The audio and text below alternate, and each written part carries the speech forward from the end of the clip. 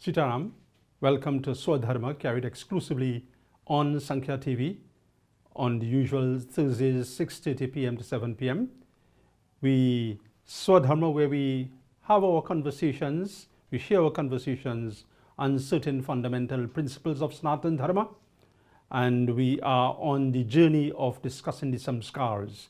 The Samskaaras, which are certain phases in the life of every individual, and Samskaaras being where through a ritual, certain directions, certain practices are expected of the individual. Certain directions are given to the individual to be able to execute those responsibilities, not only and merely to himself, but the society at large. The Samskaaras are so important a tenet of Sanatana Dharma that if one from another religious persuasion has a tendency or an inkling to embrace Sanatana Dharma, it can be done. And a knowledgeable Purohit, Guru as the case may be, we will be able to initiate whatever Samskaaras are possible at that stage in the person's life. And so he or she can now follow the principles of Sanatana Dharma. So important are the Samskaaras. We are on the postnatal Samskaaras, the Keshant Samskara and Samavartan Samskara we are going to discuss here today, Samskaras number 12 and 13. So we deal first with the Keshant Samskara. It's one that is not, that is generally people are not familiar with. It's the second major tonsure ceremony where the hair is cropped, where the head is shaven, or sometimes there is just clipping of the hair as the case may be. And the main purpose of the Keshant Samskar is to recalibrate the energy reserves before householder's life. Remember, Churakarm Samskar, which was the first shaving and cropping of the hair, both male and female, it addresses the energy reserve of the body.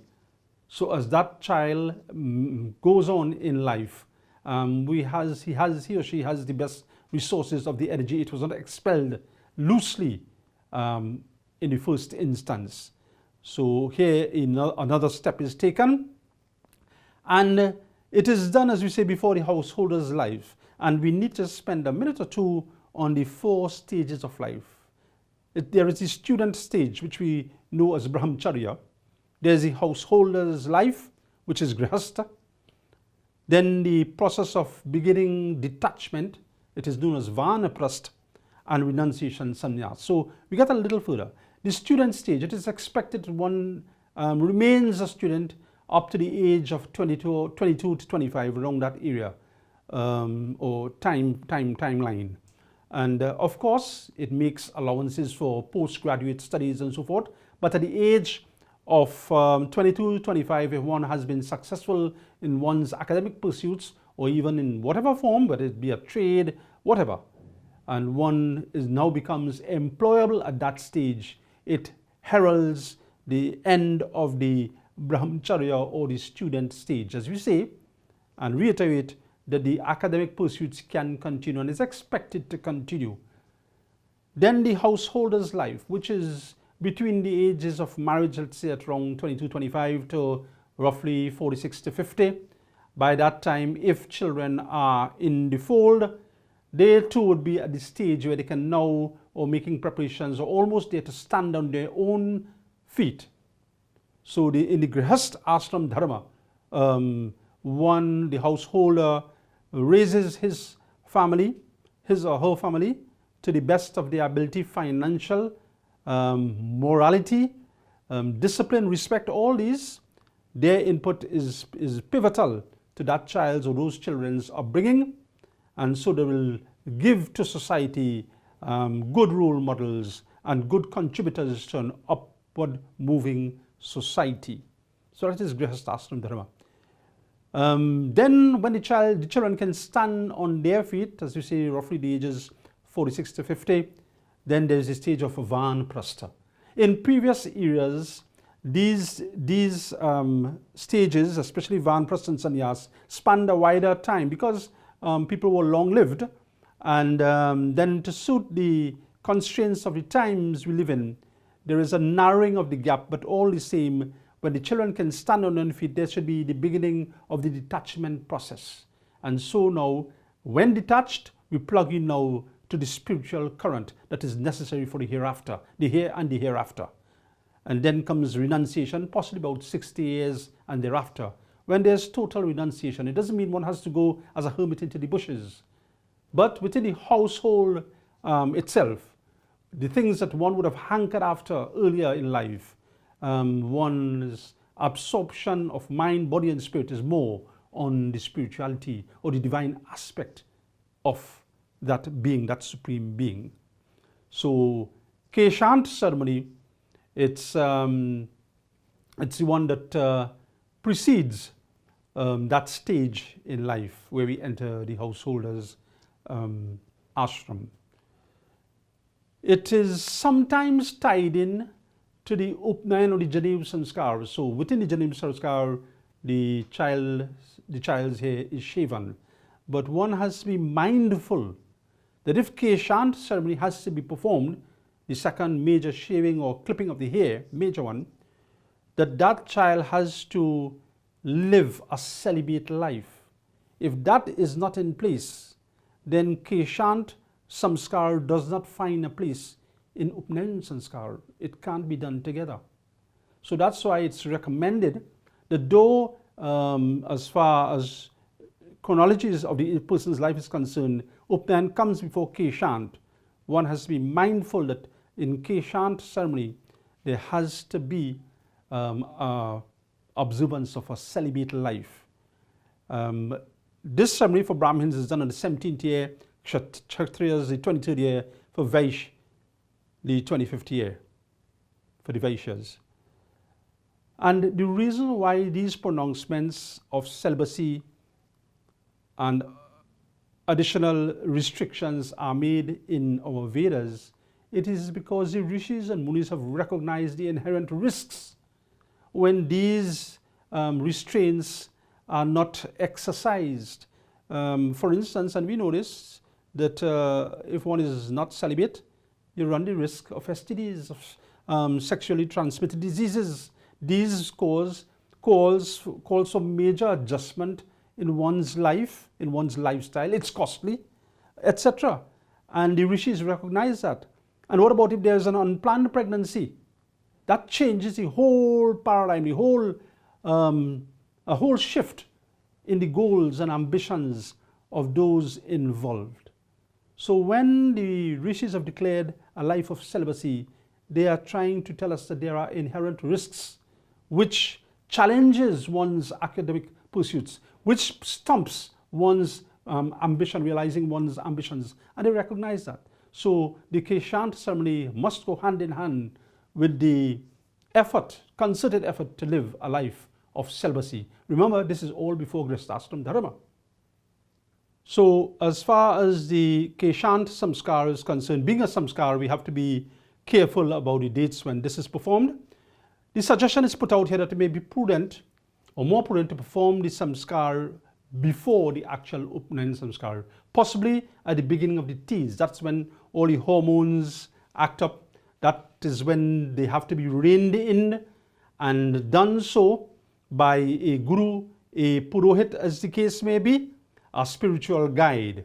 And so having admonished the child on how to temper the senses, then the Keshant Samskar might be applicable, because as we have said, the Samskars go hand in hand, in tandem with certain responsibilities we have, not only to ourselves, but to society at large.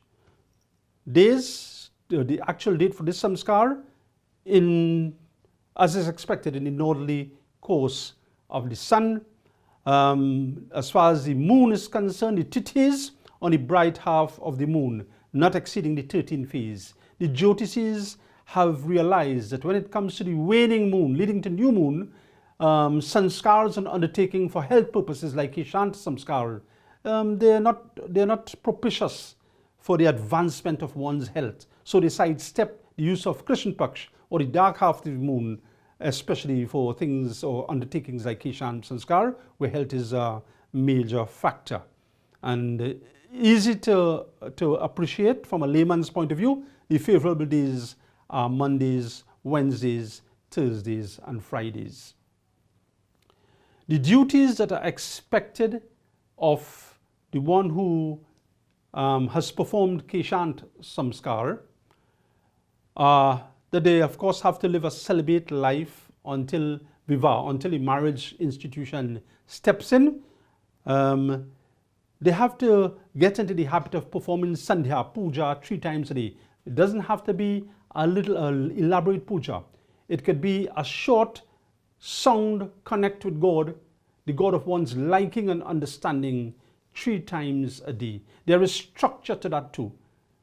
In the 33 minor manifestations of Bhagwan, we can shorten the prayer for the day by taking into account in the morning time the Vasus, at lunchtime the Rudras, and at sunset time the Adityas, along with the Vishvedevas. And then put in a couple other major prayer. It could be condensed in 5 or less minutes. And once we keep that connected Bhagwan 3 times a day, then we find that inadvertently, when we have to make major decisions in life, because of the regular presence, so we allow the regular presence of Bhagwan within ourselves, then we allow him to enter our reasoning. And so whatever decisions crystallize, they are prudent decisions because of our regular contact with Bhagwan. And that is why the recommendation is made 3 times a day, touch base with the God of your liking and understanding. It could be short but deft. Perform regular Havan. Havan is the greatest or the most effective tool of any Hindu, where oblations are ceremoniously offered into the fire, into the Havan Kund. And don't only wait on Utsavas. There are many occasions when we can spare a 10 minutes or so and have a structured Havan. A structured Havan can be accomplished in 10 minutes. Stick with one's Guru, stick with one's spiritual guidance. Sanatan Vidvat Vidyalay, all that is said here, wherever help might be or assistance might be needed, we are always there to help and point the way, to expedite processes so that prayer could be short and effective. We appreciate the meanderings of life that call us out of the puja room, into the work world, into the school world. We are aware of that. So we can tailor it and taper it to suit and yet be effective.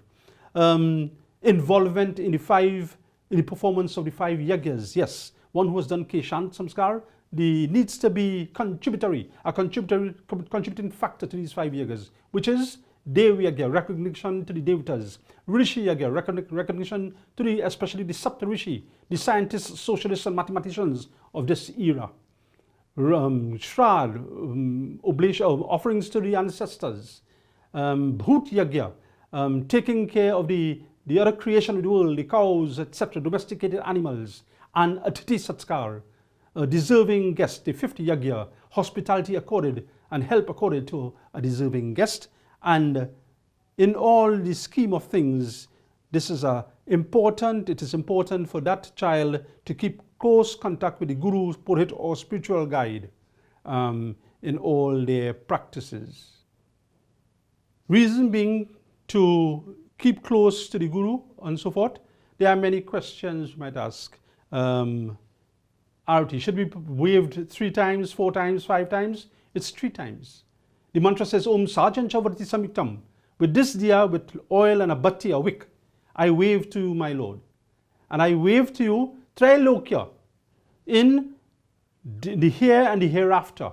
And in Sanatana Dharma, there are 3 lokas or 3 spheres, the lower world, earth, and the upper world. Wherever I am reborn, let the light of this diya dispel the darkness that may surround me because of my karma. And 3 times, we look at it as one body, but this is 3 bodies. It is the stool deha. They want it is 5 feet 6 inches tall, 120 pounds in weight, or 60 kilograms in weight, as the case may be. And the physical factors, the physical appearance, that's the stool deha. Then we have the Suksham Sharir, the one that many people don't see. But that's the real us. That's who we are. It's not our height and weight and complexion. It's the type of person we are. That's the stool deha. And the third body is the Karan deha, the reason why we are here. So we wave the light that Prabhu, that in this life, let this light illuminate these 3 bodies so that Let me not be confined about this tool they have, how I look, improve my look, sure enough, but let not my world be dictated with it, how I present myself physically to the world. Let it be more than that. So let the lamp dispel that darkness. And the darkness of the Suksham shade, who I really am, Prabhu, let me not be derailed from my mission in life. Let that darkness be dispelled by the light of this diya. And Prabhu, Karan diya, why I am here in this world? To function as a member of a family, a member of society, a member of a nation, a child of the world. Let that darkness dispel those distractions that get me derailed from this course. And that is why we will be the RT 3 times. These are other things we find out from our Purohit. And so we reference Ramayana. What does Ramayana have to say about the life of a student? Shri Ramchandra, sitting on Pravershan Parvat, spoke to the world via the medium of his brother Lakshman. He said, Dadur dhuni chahu disha suhai, Veda parhai janu batu samudai. O Lakshman, down in the valley, the rainy season in progress, we hear the croaking of frogs. And the frogs do have a lot of habits, believe it or not, which should be copied by the students. For instance, the movement of the frog is by leaps and bounds forward. It never crawls or takes its own time in moving forward. It moves in leaps and bounds. So too the student should address his or her academic work and progress in leaps and bounds. The frog is not inhibited by its appearance, its body and its skin. Contrasted with the acne skin of a teenager.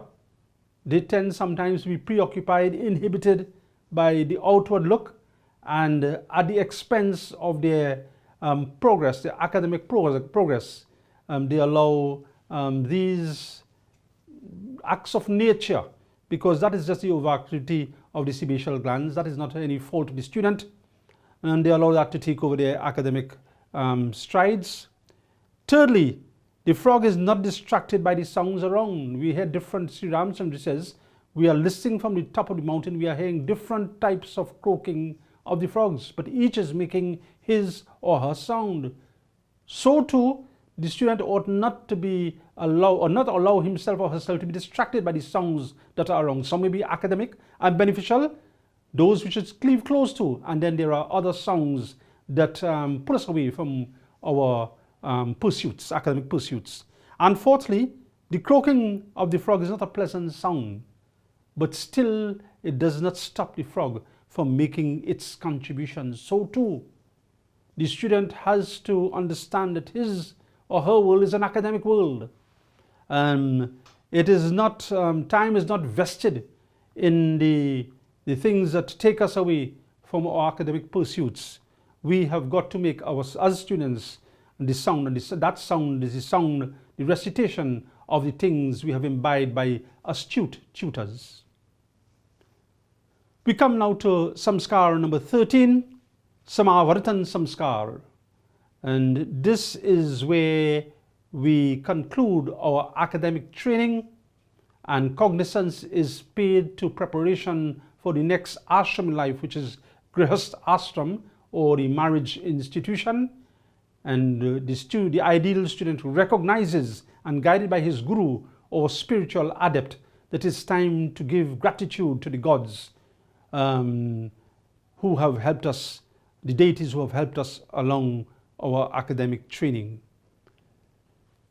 When does that academic training come to a halt? It actually never comes to a halt. But the stage when this samskar, Samavartan samskar, is performed is when we have been trained and we are employable. It doesn't stop us from other academic training, exploring new horizons academically. That needs to go on. But when we are employable, that's the stage now. It is high time to give gratitude to the deities. And there are three important traits to develop. And those are gratitude, which is known as kritagyata, prem, which is love for fellow man, and male, which is connections or bonding. In our quest for spirituality, in our quest to live upright lives, these three qualities have to be part of our makeup.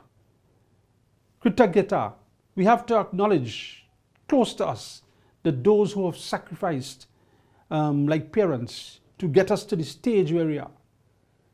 They will hardly ask for anything, but it is out of gratitude, prompted by gratitude, we ought to look after them and after their needs and do it in a pleasant manner, not with reservations, because when we do things with reservations, somehow or the other, they are written in our mannerisms, and then they don't evoke the sort of appreciation by those who are the recipients of our so-called acts of gratitude. Love for the fellow man. Nobody has to, Sanatana Dharma never says we have to be coy with those who rub us wrong, with those who are down the wrong path, but we can be civil.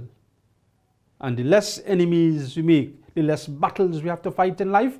Meekness is not cowardice. So we have to just be civil with those who are not beneficial company and show love to those who are. And thirdly, connections. We have to, no man is an island. A family has to live close-knit. In times of crisis, it is really the blood that comes forward, that steps forward, that we have a shoulder to lean on, that we have a way, a light to move forward from whatever position we might find ourselves in. So that art of connection and meal is a key part in one's character. So the puja done as gratitude to deities will again be among the deities Ganesh, Sri Hanuman, Saraswati Mata. Ganesh not only in his capacity as previously mentioned, but he also is a God who bestows memory, that whatever we learn, we remember when it is time that we are tested. We thank him. We thank Sri Hanuman that not only for not being faced by challenges as said earlier, but also for the repercussions of bad experiences. Sometimes we have bad experiences and they tend to play out over and over in life when we are faced not with the same challenge or the same obstacle or the same experience, something similar. And so Sri Hanuman will help us that this is a new day, a new exam, a new chapter, a new stage in our life, and put what has been bad experiences behind. And we worship Mother Saraswati because not only she is goddess of learning, she is also the goddess of music, of the fine arts. And this is what maketh the man, is not his or her academic standing alone, his education alone. No, it is the other factors that make the personality. And it has been scientifically proven that those who dabble in music, and when we say dabble in a formal manner, it expands the capacity of the cerebrum. And those who are into the fine arts, it adds a certain finesse, a certain class to one's character build. At the conclusion of this Samavartan Samskar, in the course of the puja, one has to pay special attention to the guidance of the 10 directions so that whatever my training, my field of endeavor is, says the student, and whichever direction I go to, I would be able to impart that knowledge and have the graces of the gods and the protectors of those directions on my side. In so doing, in passing that which I have learned to my fellow man, I ought to be able to point him to realize the 4 fruits of life, which are artha, dharma, kama and moksha, material gains which put us in a comfort zone, religious merit, have some sort of dharma as the axle of one's life, realization of ambition, noble ambitions. I help my fellow man to, maybe my helping hand will help him or her to realize their noble ambitions and liberation. At the end of it all, we have to be thinking about a hereafter. Sant Tulsidas Ji had said, Dharmartha kama mokshanam arogyam moola karanam, that the 4 fruits of life can only be accomplished if we have the state of arogya, or have the ability not to allow sicknesses and illnesses to dampen our spirits. And so we too, Prabhu, as the ideal student, ideal graduate says, let me help my fellow man in that he will not be able to allow these negatives to keep him back from his quest in life's journey. As we have said, in Samavaritan Samskar, it is also preparation for the marriage stage in life. The spiritual guide enlightens the student about Guyana, that there exists compatibility charts, and when we reach Vivaha Sanskar, the 14th Samskar, we'll be talking a little more detail about that. Suffice it to say for the time being that compatibility has 12, consists of 12 factors. This is maitri or friendship with one, or friendship as far as one's birth time is governed by particular grahas. Sometimes these grahas may be compatible, incompatible, or neutral. And one is pointed in that direction, that in selecting a life partner, a marriage partner, they have to rely on the compatibility chart. It weighs heavily on the success of a marriage institution. And also the student would have embraced Vedanta philosophy to help him or her through marriage and beyond. Vedanta philosophy being of 3 schools, Dvait, Advait, Vishishta Advait, which will be developed subsequently. Ramayana says, Bhagwan Shiva, when he was about to be betrothed to Mother Parvati, Surin Sunakat Sughari Suhai, Begi Veda Vidhilagandharai, Lord Shiva recognized, and he told the rishis and the munis who were the purohits who consecrated that marriage ceremony, pay cognizance to the constellations, the day and the time and the hour of marriage. And if the gods could abide by these rules and laws, knowing the benefits, we ought to follow if we profess to be devotees of Bhagwan Shiva and the God, nothing to do with it. So once again, we thank you for joining us on SWA DHARMA, and looking forward to sharing conversations with you on our ongoing weekly program, SWA DHARMA, carried exclusively here on Sankhya TV. Sitaram.